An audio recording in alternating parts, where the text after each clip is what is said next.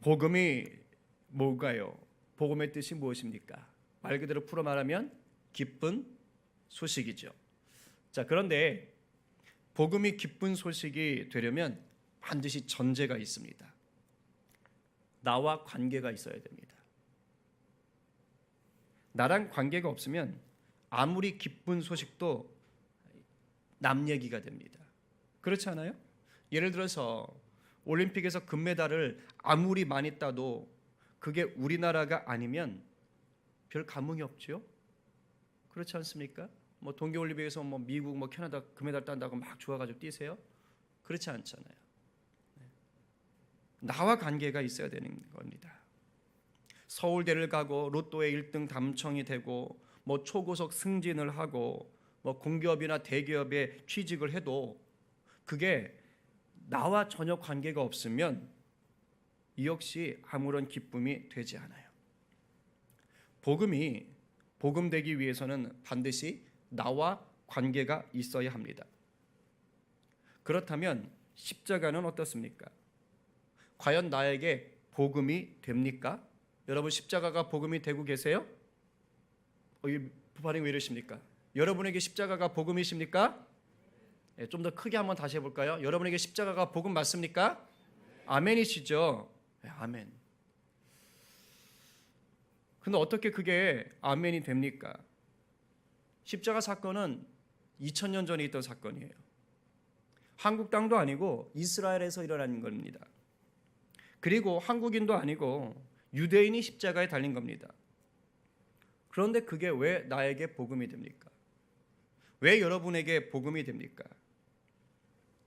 정말 십자가가 내게 복음이 되는 것을 여러분들이 깨닫고 누려야만이 되는 거예요. 근데 성경 속에서는 그것이 나에게 관계가 있다라고 얘기하시는 겁니다. 오늘 본문에 그 말씀을 하고 계신 거예요. 왜 십자가가 나에게 복음이 되고 동시에 또한 모든 자들에게 복음이 될 수 있는지를 알아야 내가 누리고 남들에게도 전할 수가 있습니다.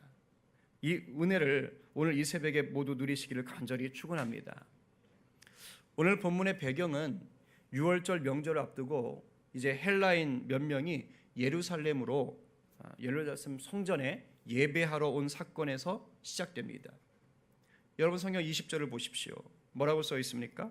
명절에 예배하러 올라온 사람 중에 헬라인 몇이 있는데, 자 지금 예루살렘에 헬라인이 온 거예요. 여기서 헬라인이라고 하면 그리스 사람이 아니라 당시가 헬라 문화권이었으니까 이방인들을 얘기하는 겁니다. 이 이방인들 중에는 하나님을 믿는 자들이 있었습니다. 아마도 이들이 이제 명절에 예루살렘에 예배하러 왔다가 예수님에 대한 소문을 듣고 만나려고 아마 지금 면담을 신청한 것 같아요. 빌립은 헬라식 이름이죠. 그래서 그 빌립에게 익숙하니까 아마 만남을 요청한 것 같습니다. 그러자 빌립은 이제 또 제자인 안드레에게 얘기해서 두 사람이 예수님한테 갑니다. 그리고 헬라인 몇 명이 예수님을 보러 왔습니다 라고 그 만남 요청을 전달합니다. 그런데 재밌는 건 예수님께서 반응이 좀 생뚱맞으세요. 이방인들의 만남 요청에 대해서 답을 안 하십니다. 가타부타 얘기가 없으시고 느닷없이 자신의 십자가 죽음에 대해서 말씀을 하십니다. 그런데 이 십자가 죽음에 대해 말하기 전에 의미심장한 말씀을 먼저 하세요. 23절입니다. 성경을 보십시오. 예수께서 대답하여 이르시되 인자가 영광을 얻을 때가 왔도다. 인자가 영광을 얻을 때가 왔도다. 여기서 영광을 얻을 때가 왔다라는 말이 요한복음에서 처음 등장합니다. 그 전까지는 아직 때가 되지 않았다라는 말이 계속해서 나와요. 근데 지금 이제 때가 됐다라고 얘기를 합니다. 때가 되지 않았다라고 계속 얘기되는데 대표적인 게 바로 여러분들이 잘 알고 있는 요한복음 2장의 가나 혼인잔치입니다. 기억하십니까? 마리아가 혼인잔치에 왔는데 뭐가 떨어졌지요? 포도주가 뚝 떨어졌습니다. 그때 그 어머니 마리아가 예수님을 향해서 아들아 포도주가 떨어졌대. 그때 예수님이 뭐라고 대답하십니까? 저랑 상관 있나요? 그러면서 제 때가 되지 않았습니다. 이렇게 얘기해요. 이렇게 해서 계속해서 7장에서도 그러시고 8장에서도 그러십니다. 아직 때가 되지 않았다는 것이에요. 근데 오늘 바로 이 자리에서 이제 예수님 비로소 때가 되었다라고 얘기하십니다. 이 영광의 때가 뭐냐? 바로 십자가에 달리시는 것입니다. 왜 그전까지는 계속해서 때가 되지 않았다고 하시다가 갑자기 왜 지금 이 말씀을 하실까? 그것도 이방인의 면담 요청에 답변도 하지 않으신 채 말입니다. 여기에 중요한 비밀이 있습니다. 예수님은 중요한 진리를 알게 하시려고 일부러 지금 이렇게 좀 낯설게 반응하시는 거예요. 제자들에게 또 예수님을 만나러 온 이방인들에게 십자가의 죽음이 어떤 효력이 있는지를 말하고 싶으신 겁니다. 자, 그것은 이거예요. 몇몇 이방인들이 이렇게 찾아와서 직접 눈으로 보는 예수가 아니어야 된다, 이 말하고 싶은 거예요. 그리고 일부러 안 보여주는 거예요. 그러면서 장차 모든 이방인들이 믿음으로 예수를 보게 될 것이다, 이 말을 지금 예수님이 하고 싶으신 겁니다. 십자가의 죽음이 단순히 유대인들만을 위한 구원이 아니라 온 세상을 위한 구원이 될 것을 바로 이 부분에서 말씀하시려는 겁니다. 이방인이 찾아왔을 때 그것을 계기로 너희 몇 명이 아니라 모든 열방을 향한 십자가의 구원 계획을 이제 말씀하시는 겁니다. 그래서 이 앞장인 11장에서는 이렇게 말씀하십니다. 우리 스크린 보면서 같이 한번 읽어보겠습니다. 시작. 또 그 민족만 위할 뿐 아니라 흩어진 하나님의 자녀를 모아 하나가 되게 하기 위하여 죽으실 것을 미리 말함이러라. 흩어진 하나님의 자녀들.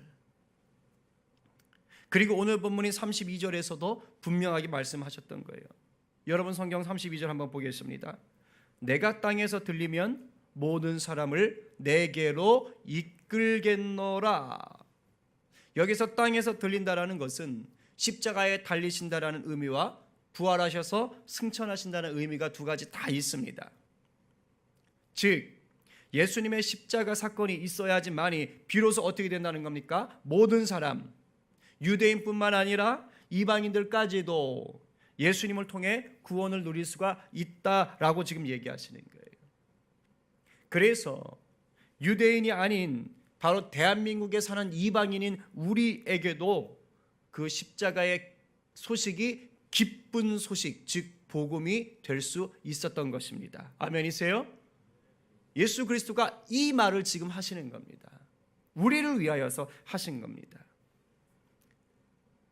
그런데 이 십자가가 주는 기쁜 소식은 내게 실제적인 효력이 있습니다. 이게 중요한 거예요. 기쁜 소식이 나와 상관이 있으면서 동시에 실제적인 효력이 있다. 예를 들면 이겁니다. 올림픽에서 우리나라 선수가 금메달을 따면 기쁘세요? 안 기쁘세요? 기쁘지요. 감격되지요. 그런데 그 금메달의 혜택을 내가 누릴 수 있습니까? 없습니까? 없어요. 실제적인 효력이 나에게 나타나지 않습니다. 그 금메달을 딴 선수가 나를 아는 것도 아닙니다. 단지 한 민족이기 때문에 같이 기뻐하고 감격해 줄 뿐이에요. 이런 건 기쁜 소식이긴 하지만 그 소식이 실제적인 효력을 주는 것은 아닙니다. 그러나 만약 금메달을 딴 선수가 바로 나라면, 금메달을 딴 선수가 바로 내 자녀라면 얘기가 달라지겠죠. 금메달의 영광과 상금과 사람들의 칭찬이 모두 내 것이 되고 내 아들의 것이 됩니다. 이런 경우는 이 기쁜 소식이 실제적인 효력이 되는 겁니다. 십자가라는 복음이 이와 같습니다. 예수 믿는 모든 자들에게 십자가라는 복음은 실제적인 효력이 있다는 겁니다. 그게 중요한 거예요. 오늘 31절에서 그 얘기를 하고 계십니다. 우리 스크린 보면서 한번 크게 읽어볼까요? 이제 시작. 이제 이 세상에 대한 심판이 이르렀으니 이 세상의 임금이 쫓겨나리라. 아멘. 이 말씀이 무슨 뜻이지요? 우리에게 임하는 십자가의 능력이 저와 같다라는 것입니다. 내게 임하는 복음의 십자가의 능력이 저거라는 거예요. 이 세상의 임금이 쫓겨난다는 말은 마귀가 패한다 이 뜻입니다. 마귀가 이 세상에서 그동안 하나님의 형상을 따라 지어졌던 우리 인간들을 유혹하고 죄 가운데 빠지게 하며 고통스럽게 했었습니다. 그런데 예수 그리스도의 십자가 사건이 그 마귀를 무찌르고 마귀를 무적행으로 쫓아낸 겁니다. 여러분, 어느 전쟁이나 그 우두머리를 처단하면 그 아래에 있는 졸개들은 다 힘을 잃어버리고 도망갑니다. 그리고 그 우두머리 밑에 잡혀있던 자들은 해방을, 자유를 맞이하게 되는 것이지요. 이겁니다. 예수님이 십자가에 달려 죽으시고 부활하기 전 모든 인간은 마귀의 종노릇을 할 수밖에 없었습니다. 하지만 예수님의 죽음과 부활로 인하여 주를 믿는 모든 자들에게 자유가 선포되었습니다. 마귀의 종이 되어 범했던 모든 죄가 그 십자가의 보혈로 깨끗하게 씻음받았습니다. 그리고 십자가의 승리가 주를 믿는 모든 성도의 삶 속에 주어졌습니다. 그렇기 때문에 내가 예수님을 구주로 영접했다는 말은 뭐냐? 십자가의 능력을 누리며 살 수 있게 되었다 이 말이에요. 실제적인 효력을 내가 누릴 수 있게 되었다라는 말입니다. 내 삶에 더 이상 마귀의 권세가 힘을 쓸 수 없다는 말입니다. 이 말이 내가 더 이상 죄를 전혀 짓지 않는다 그런 말은 아닙니다. 또 내가 항상 하하하 웃으면서 살거나 아무런 근심거리가 생기지가 않는다 이런 말도 아니에요. 십자가의 능력으로 마귀의 권세를 이긴다라는 말은 죄의 유혹을 이길 힘이 내 안에 있다 이 말이에요. 죄를 안 짓는 게 아니라 그것들을 이겨낼 힘이 있다는 뜻입니다. 예를 들면 돈의 유혹, 쾌락의 유혹, 권력의 유혹이 닥쳐올 때 그것을 이길 만한 힘이 내 안에 있다는 겁니다.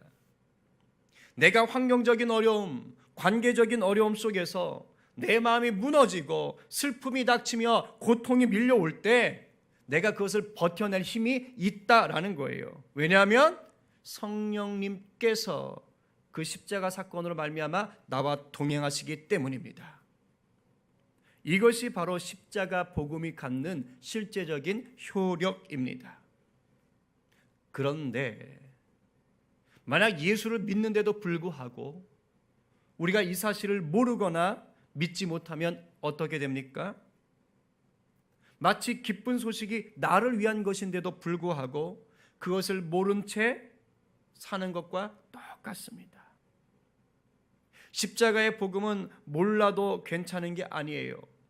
불신해도 괜찮은 게 아닙니다. 십자가의 복음은 놀라운 능력이 있기 때문에 모르거나 믿지 않으면 절대적으로 손해가 됩니다. 여러분 손해 나는 거 좋아하세요? 한번 생각해 봅시다. 만약에 부모님이 돌아가시면서 여러분 앞으로 100억이라는 돈을 남겨주셨어요. 갑자기 눈이 번쩍 뜨이십니까? 100억! 그런데 그 돈을 직접 준 게 아니고 은행에 넣어두셨어요. 그런데 세상에나 부모님이 이걸 얘기를 안 하고 돌아가셨어요. 통장에 100억 널 위해 넣어뒀다. 이 얘기를 하고 가셨어야 되는데 죽기 전에 해야지 하다가 덜컥 죽어버리신 거예요. 만약에 이 사실을 10년 뒤에 알았다. 아니 평생 모르고 죽기 전에 알았다. 어떠실 것 같아요? 엄청 억울하겠죠. 막 배가 아프실 겁니다. 돌아가신 부모님이 갑자기 원망스러울 수도 있어요. 그런데 한 10년 지났어요. 모른 채 10년 지났는데 은행에서 전화가 온 겁니다. 따르릉 최진철 씨, 부모님이 돌아가시면서 100억을 통장에 넣어두셨는데 아직까지 안 찾아가셨네요. 물어 당신을 찾았습니다. 빨리 100억 찾아가십시오. 이렇게 전화가 왔다면 어떻게 하시겠습니까? 그거 제 돈 아닌데요? 이러시겠습니까? 그럴 사람 아무도 없습니다. 이게 웬 행제냐? 이게 웬 행제냐? 갑자기 부모님이 너무 감사해질 수 있을 거예요. 그러면서 득달같이 가가지고 길을 쓰고 그 100억을 다 찾아올 것입니다.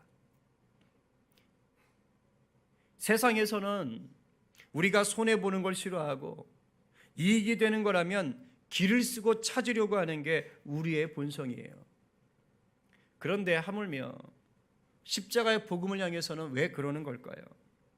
이 세상의 그 어떤 보화보다 귀하고 이 세상의 그 어떤 능력보다 더 큰 능력이 되시는 십자가의 복음을 누리는 일에는 우리가 왜 이렇게 무지하고 인색하냐 이 말입니다.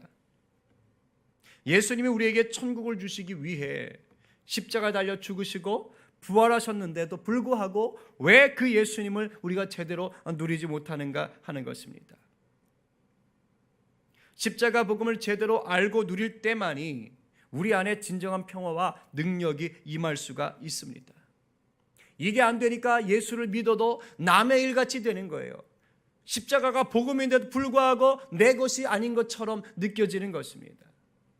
십자가에는 실제적인 효력이 있는 줄로 믿으시기 바랍니다. 이번 고난주간 새벽 부흥을 통하여 다른 것 없이 바로 이 십자가의 실제적인 효력이 내 것이다라는 것을 온전히 회복하길 간절히 바랍니다. 십자가를 머리로는 알고 있었지만 그 능력을 제대로 누리지 못했다면 이 시간이 여러분들에게 다시 한번 누림의 시간으로 회복되길 간절히 바랍니다. 여전히 죽음과 어둠 가운데 묶여 살고 있었다면 다시 생명과 빛 가운데로 나오기를 바랍니다. 주님이 우리에게 주신 것은 승리의 소식입니다. 죽음에서 부활로 옮겨주신 은혜의 통로가 바로 십자가의 복음인 것입니다. 우리 이번 고난주간 새벽 부흥의 주제가 죽음에서 부활로예요. 우린 죽음에 머무는 자들이 아닙니다. 이 한 주간은 계속해서 그것을 이기고 부활 가운데 살게 하신 그 능력이 내 것입니다. 이것을 더욱 갈망하시면서 이 기쁜 소식을 누리고 나누는 인생을 갈망하는 이 기간 되기를 간절히 바랍니다. 우리 이 시간 찬양하고 기도하도록 하겠습니다.